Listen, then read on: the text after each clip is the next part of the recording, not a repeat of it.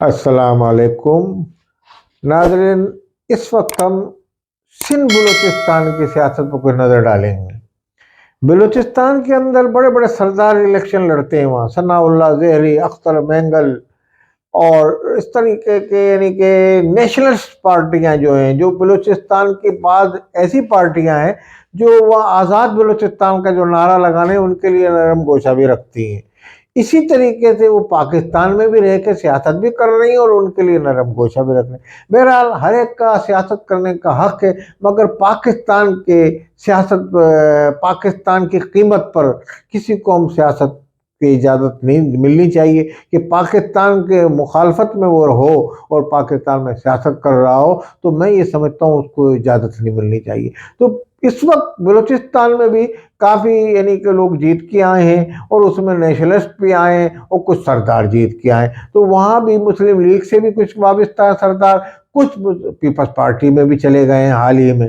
तो इस तरीके की जो सियासत वहाँ भी अपनाई जा रही है और वहाँ से भी यानी कि मौलाना फजल रहमान भी जीते हैं पश्चिम से। तो अब वहाँ की सियासत में आगे एक भानबत्ती का कुरमा मखलूत हुकूमत माजी में जैसे बनती रही ऐसे ही बनेगी और वहाँ हुकूमत कायम कर दी जाएगी। धांधली करो ना, वहाँ भी रो रहे हैं लोग। इसी तरीके से कराची में सिंध में इलेक्शन हुआ, एमक्यूएम जीत के आई, पीपल्स पार्टी जीत के आई और इसके अलावा जो पार्टियां पीटीआई के कुछ लोग आए। इसी तरीके से ये दोनों पार्टियां उभर के सामने आई, जिसमें एमक्यूएम पाकिस्तान और पीपल्स पार्टी। मैं तो ये समझता हूँ कि पीपल्स पार्टी ने अपनी रवायती सीटें ली।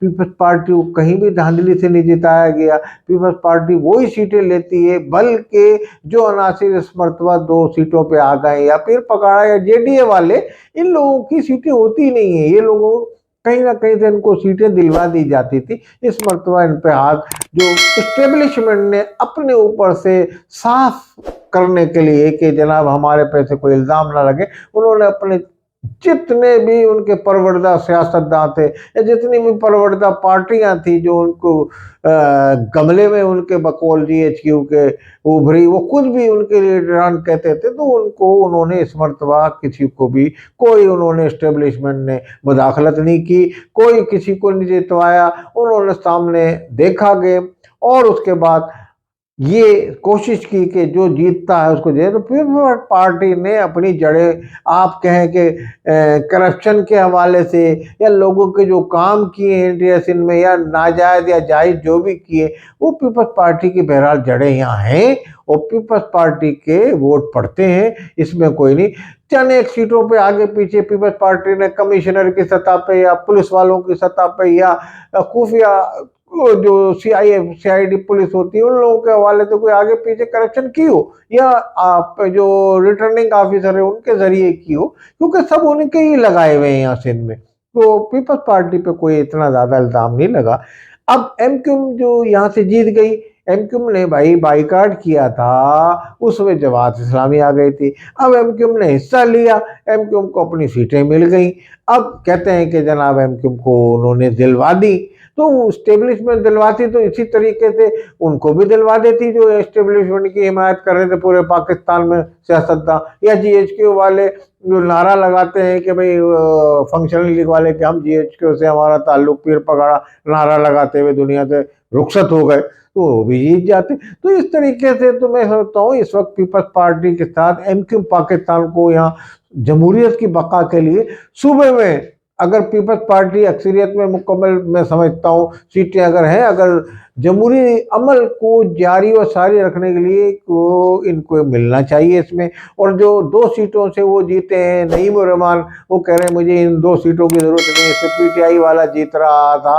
तो भाई उनको भी अपने अगर जीत गए हैं तो जमहूरी अमल को जारी सारी रखने के लिए वो इक़्तिदार में आए, हल्फ उठाएं असम्बली को, सूबाई असम्बली में जाके और उसमें जाके अपनी आवाज़ बुलंद करें। मैं तो समझता हूँ उनको ये सीट वापस नहीं करनी चाहिए। और इसी तरीके से एमक्यूएम को भी यहाँ पीपल्स पार्टी से ताउन करना चाहिए। और सूबे में आपने रहना है, पीपल्स पार्टी की हुकूमत सूबे में बनेगी तो अपने काम सूबे में भी आप निकालें और मरकज़ में हुकूमत में शामिल होकर अपने आवाम के मसले मसाइल और काम उनके हकूक़ के लिए आवाज़ बुलंद करें। और आवाज़ बुलंद करेंगे और काम करके दिखाएं तो एमक्यूएम पाकिस्तानी हकीकी तंजीम कहलाई जाएगी पाकिस्तान के उर्दू स्पीकिंग तबके की भी। और ये तो मजलूम और मुत्तहदा जो कौमें हैं, जिसमें मैं तो एमक्यूएम पाकिस्तान ने तो शराब बोर्ड से खान साहब पश्तून स्पीकिंग भी जीते उनके प्लेटफार्म से, यानी कि एमक्यूएम ने तो यानी कि अब आपकी मुत्तहदा का साबित कर दिया उन्होंने कि मुत्तहदा है। और मजलूम अवाम के वो जो नारा बुलंद किया तो मजलूम लोगों को जितवाया, जीते वो लोग। तो अब जब जीत गए हैं तो मैं समझता हूँ उनको भी आगे लाना चाहिए और पूरे पाकिस्तान, कराची के अवाम के साथ साथ पाकिस्तान के पूरे मजलूम अवाम की एमक्यूएम खिदमत करे।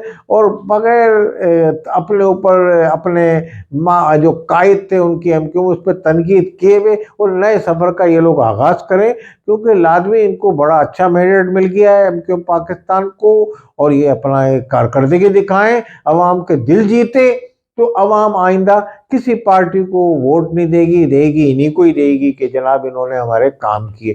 तो ये एक लड़ाई झगड़े की सियासत को परहेज करें और ये यहाँ काम करके दिखाएं अब इनको। और मुस्तफा कमाल ने भी कहा है, खालिद मकबूल ने भी कहा है कि हम यहाँ काम करेंगे। लाजमी उनकी पार्टी फारूक सत्तार को भी आला से आला ओहदा दिलवाएं और मिनिस्टर बने वहाँ बड़े बड़े ओहदों पे, और कोई ब्लैक मेलिंग की सियासत ना करें, वो सियासत करें जो अवाम के मसले मसाइल हल करने के। चाहे इसके ज़िमन में इनको पीपल्स पार्टी से सूबे में ताउन करना पड़े, मरकज़ में जो जमात आए उसके साथ ताउन करें। मैं तो कहूँगा अगर आज़ाद कैंडिडेट पर मुश्तमिल हुकूमत उनकी MWM की या जमा कोई PTI की हिमायत याफ्ता हुकूमत भी अगर जिसके इम्कान कम है बन जाती है मरकज़ में, तो उसके बाद भी एमक्यूएम को ताउन करना चाहिए अगर एमक्यूएम के ताउन वो मांगे जमहूरी अमल को जारी सारी रखने के, बल्कि अपने अवाम की खिदमत करने के लिए, अपने अवाम की खिदमत के एमक्यूएम के लिए ये लास्ट चांस है। एमक्यूएम के लिए अगर इन्होंने अवाम की अपने खिदमत नहीं की इस मरतबा